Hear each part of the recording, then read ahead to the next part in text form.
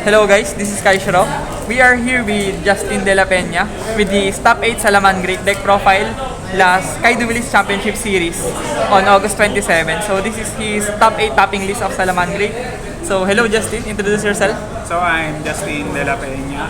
I got top 8 and top 6 during the Swiss in the KCS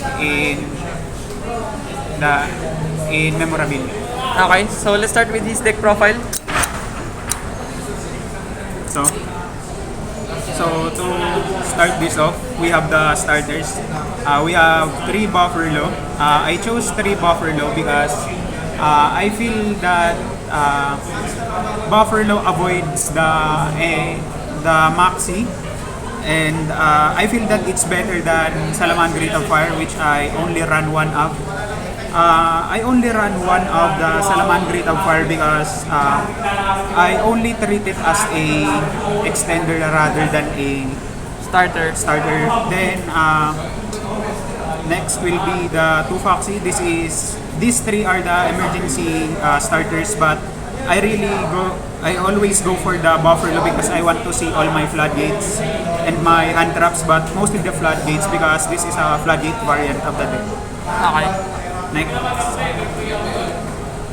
So the best card, 3 Gazelle. But this is not the best card for me during the tournament. I'll show you later what's my best card. There's nothing much more to explain about Gazelle. It's been the heart ever since Salamangreat got released. So run 3. Next, the partner of Gazelle will be Spinny.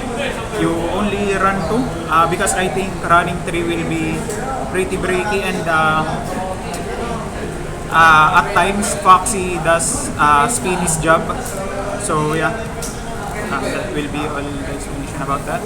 Next, I only run 1 Jaguar because I don't run the rank for toolbox.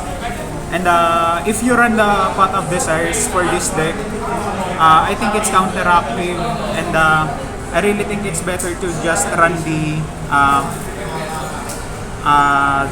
normal variant without the Desires. Yeah. Next, only 1 Falco, pretty standard. You don't need to run more. Next,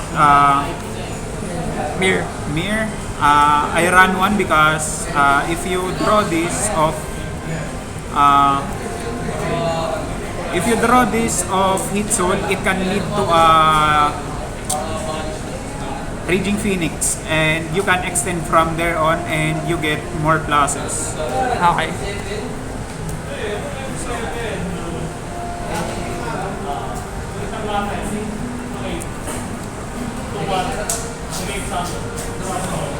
So for the next card, I think I didn't bring it, but it will be my best card for the tournament, which will be Salamangreat Weasel. I will not be able to show it here, but for me it was the best card because it set up my floodgates. It set up a lock for me during most of my matches, and from there on, it was basically a lock since you can just loop it. And yeah, that's the siege of this deck. You just floodgate and win. It's basically monkey brain. So next, for our hand traps, 3 Ash standard since we have Maxi. 3 Maxi, the hand trap. Next, the 2 Veiler and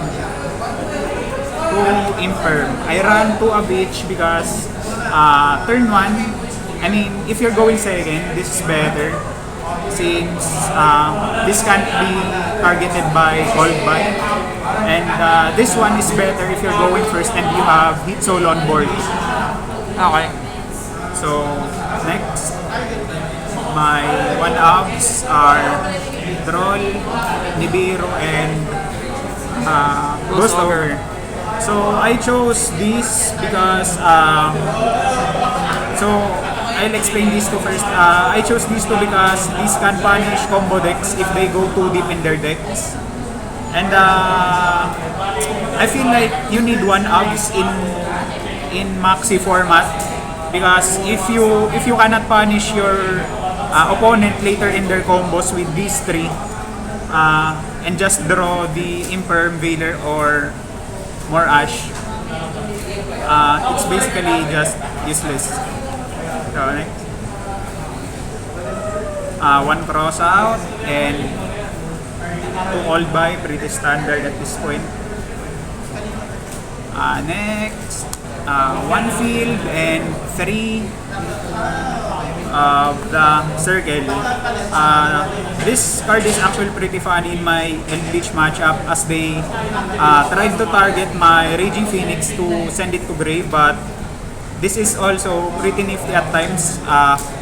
If you extend to a full Raging Phoenix combo and your opponent lets you combo more into your final pieces and your opponent just lets you do what you want and then he goes into Nibiru, you can just keep this in your hand, activate, target your Phoenix, then your Phoenix is basically safe. Okay. Next, one of each, the counter traps. Some people run two, but deck space is already tight. You can afford to run more. And plus, I really think two bricks the deck, two counter trap bricks the deck. So yeah. Next will be the final Salamangreat. Main deck will be at times you will extend your combo until Raging Phoenix and hold this off, and then you can basically make a board with Raging Phoenix, Lingoribo or Veilings and Hit Soul if you know how to use this card. So later I'll show you. Next will be Kaiser Colosseum and Gozen Match, best cards. This will basically lock your opponent. If you have the right cards in your hand and you draw these of Buffalo and of Weasel, it's basically game because you lock your opponent to the one Veilings they have. And yeah, it forces this card forces your opponent to go battle phase with your Veilings, but then again, you have your field spell to just turn your attack to 0, and then at the end of the battle, they still have your gift, which is the Salamangreat Veilings. And also, I feel that running this instead of pure Gozen only or pure Rivalry only is good because at times you want to we all know that Salamangreat is pretty prone to Nibiru, so if you just activate this, you won't get OTK'd next turn because you still have token. It's a 1-for-1. Yeah, I think it's a good choice for me. Okay. So next will be my extra deck. So first off, the OTK line. The OTK line really helped me on sa I think I went to OTK line a lot during this tournament. It really helped to rush out any grind game. Yeah, I think that's it. I think that's the explanation. It just rushes more games if you don't want to be out grinded. Okay. So next, the extras here, Hit Soul, Splash Mage and Lingoribo. I put Lingoribo because sometimes, I mean, most of the time, your combo will basically go like this, and then you want to go into Hit Soul before going into Raging Phoenix. Okay. So that will be all the explanation there. So next, one Mirage Talio. Standard at this point on all Salamangreat deck lists. Next, 3 Veilings. You need to run 3 because you will be banishing many Veilings. That's why during the tournament, I felt like the deck limit for 3 Veilings is not enough. If I could run many more Veilings, I would run just so I can give my opponent, loop them, and then prevent destruction. It's really a nifty card to have. So yeah. Next, 3 Sunlight Wolf. This is the card I think I want to cut to 2, but at times it really helps with the grind game. But yeah, that will be all. And finally, my ace monster will be Raging Phoenix. Really good card. It enables you to add the interruptions, or if you want to extend to more board presence, you can just add will and make the Raging Phoenix, Linguribo, and what do you call this? The Heat Soul. Okay. Pretty fun card, pretty helpful. And then finally, my side deck will be 2 Dark Ruler, since based on my experience, Salamangreat doesn't really deal with doesn't deal good against combo decks that can make big boards.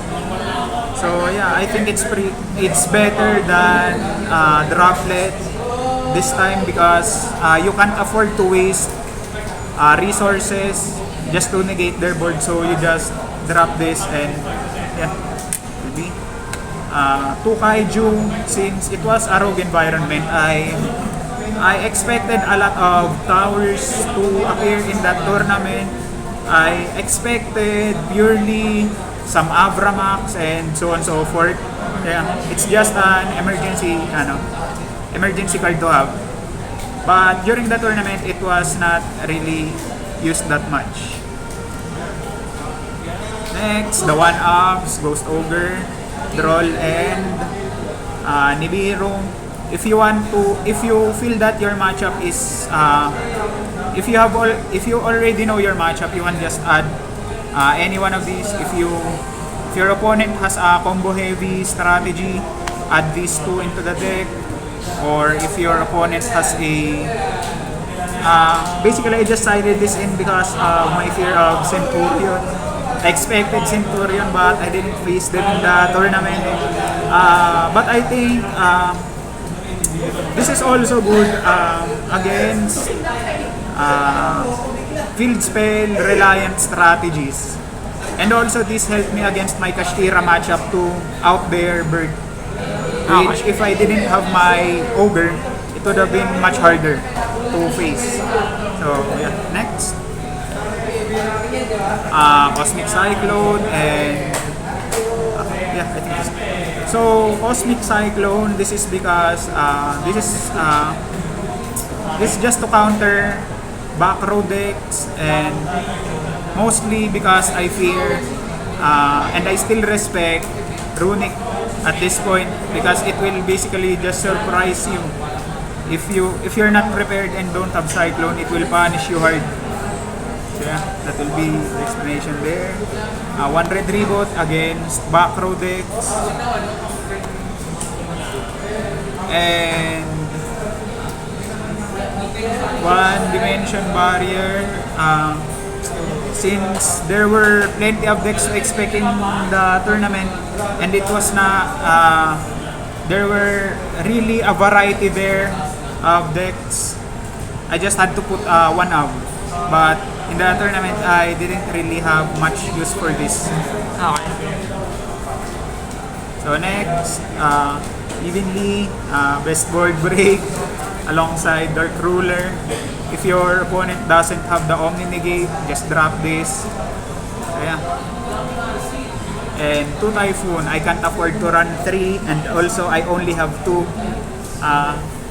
right now, and I think I will cut the dim barrier just to run 3 of this in the future. Okay. So thank you for sharing your deck profile. Any shoutouts or messages? Shout out sa Karaso Elite, sa lahat ng tumulong sa amin dun sa pag-practice. Shout out sa Gregis Jeepney. So yun lang. Okay. Thank you. Fighting ways to get away.